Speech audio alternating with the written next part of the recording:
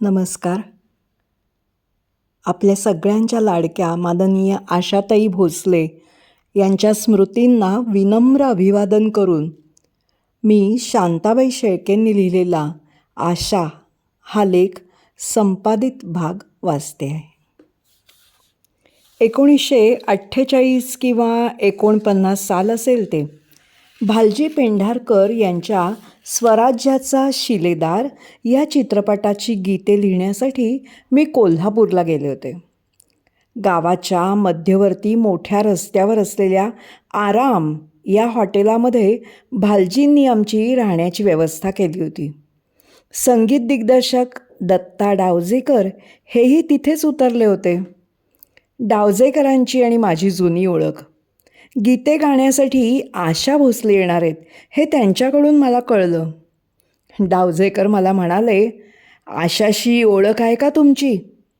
नाही. उद्या ती येणार आहे, डावजेकर म्हणाले. मग होईलच तुमचा परिचय. छान आहे आशा, तुम्हाला ती फार आवडेल बघा. लवकरच आशाशी माझी ओळख झाली. पहिल्या भेटीतच आपल्या मनमोकळ्या, लाघवी, थट्टेखोर स्वभावाने तिने मला अगदी भारून टाकले. तेव्हाची आशा अजून आठवते, डोळ्यांसमोर दिसते. फिक्या मंद रंगाचे साधे पाचवारी पातळ, कोपरापर्यंतच्या बाह्यांचे पोलके, कसल्याही प्रसाधनाचा स्पर्श नसलेला गोल हसरा चेहरा, कपाळावर कुंकवाचा मोठा टिळा, दाट केसांच्या 2 घट्ट वेण्या आणि हातांमध्ये खूपशा सोन्याच्या बांगड्या. आमची दोघींची लगेच गट्टी जमली. त्यावेळी कोल्हापूरला भालजींच्या स्टुडिओतच गाण्याचं रेकॉर्डिंग होत असे. 2 ध्वनिमुद्रणांच्या दरम्यान कितीतरी वेळ मोकळा असायचा. मग आम्ही दोघी रेकॉर्डिंग रूमच्या बाहेर पायऱ्यांवर बसून गप्पा मारत असू. आपण वाचलेल्या पुस्तकांपासून ते अगदी मांस मटणच्या विविध पाककृतींपर्यंत अनेक विषयांवर आम्ही बोलत असू.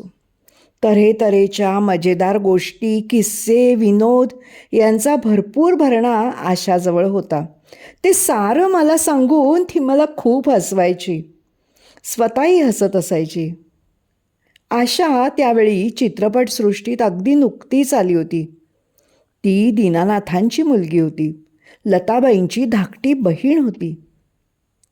तरीही या सृष्टीत तिला आपले स्वतःचे असे पृथगात्मक स्थान निर्माण करणं आवश्यक होतं. आपल्या कलागुणांवरच तिला तिचे पाय रोवून उभं राहणं भाग होतं. पार्श्वगायिका म्हणून आशाला कुठे कुठे आता कामं मिळू लागली होती. तिचं वय तसं पोरसवदा होतं. स्वभावात त्या वयाला साजेसा मुग्धपणा होता. तिच्या ठाई महत्त्वाकांक्षा होती, मनात भविष्याची अनेक सुंदर स्वप्नं होती आणि त्या स्वप्नांना प्रत्यक्षात उतरवण्यासाठी धडपडण्याची जिद्दही होती. एरवी थट्टा मस्करीत सतत रंगून जाणारी आशा गाण्यासाठी माईक पुढे उभी राहिली ना की अगदी वेगळी होऊन जाई. ती जीव ओतून तळमळीने गाई. आपले शब्दोच्चार निर्दोष, स्पष्ट असावेत याकडे अगदी बारकाईने लक्ष देई. गाण्याचे कितीही रिटेक झाले तरी थकत नसे, कंटाळत नसे. तिच्या आवाजाचा कोवळा, धारदार सुरेलपणा, त्यातला गोडवा विलक्षण होता, यात शंकाच नाही. पण तिची कष्ट करण्याची तयारी विस्मयकारक होती. ध्वनिमुद्रित झालेली गाणी मला वाटतं गावात एका थिएटरमध्ये ऐकण्याची सोय होती. त्या मोकळ्या थिएटरमध्ये आम्ही गाणी ऐकायला जात असू. आपलं प्रत्येक गाणं आशा काळजीपूर्वक ऐके. आपल्याच गाण्याची ती चिकित्सा करी. शब्दोच्चार बरोबर आले आहेत की नाही याबद्दल इतरांना प्रश्न विचारी. गाणी ऐकताना डोळे मिटून अगदी अंतर्मुख होई. भालजींच्या चित्रपटानंतर पुन्हा बरीच वर्षे आशाची आणि माझी काही गाठभेट झाली नाही. आमची दोघींची व्यवसाय क्षेत्र भिन्न होती, हे तर त्याचं कारण होतंच. पण त्याहीपेक्षा मोठं कारण म्हणजे आशा भराभर पुढे चालली होती.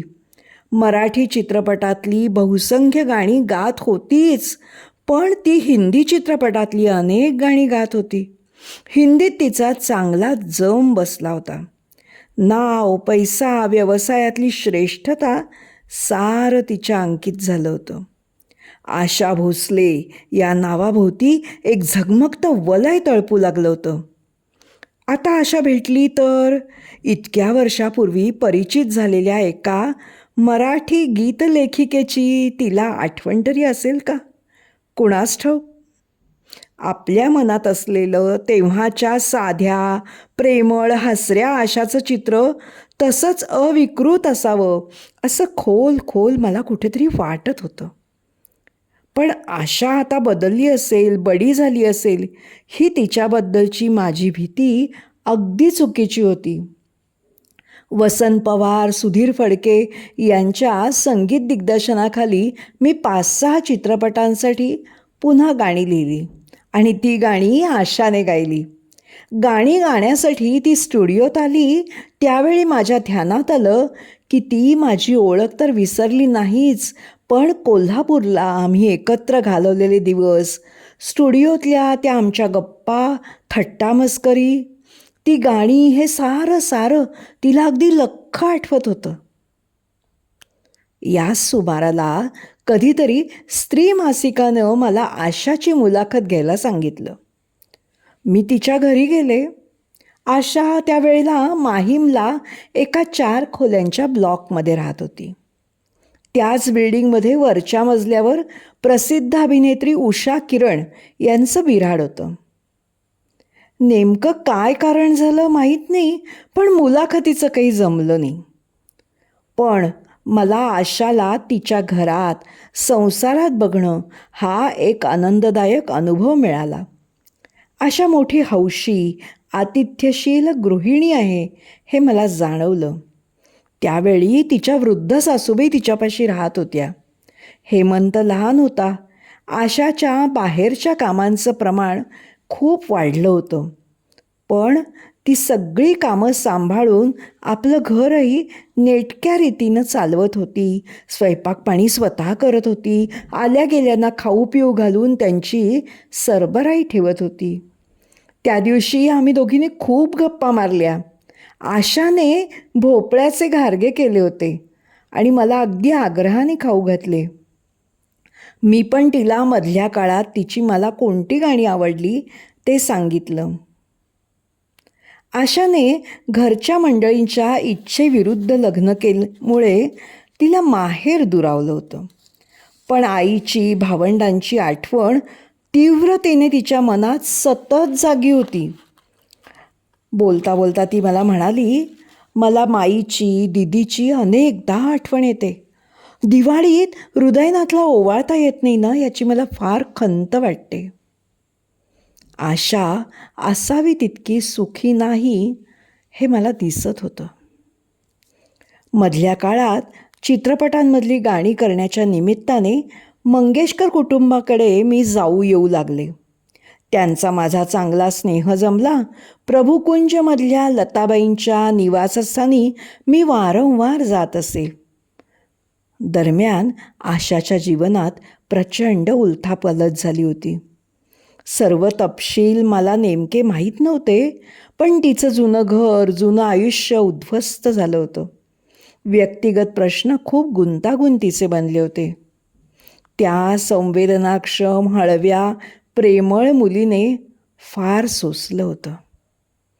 आशा आता लताबाईंच्या शेजारी स्वतंत्र फ्लॅटमध्ये राहत होती. लताबाई आणि आशा यांचे नावालाच 2 फ्लॅट म्हणायचे. खरं तर ते एक भलं थोरलं घर.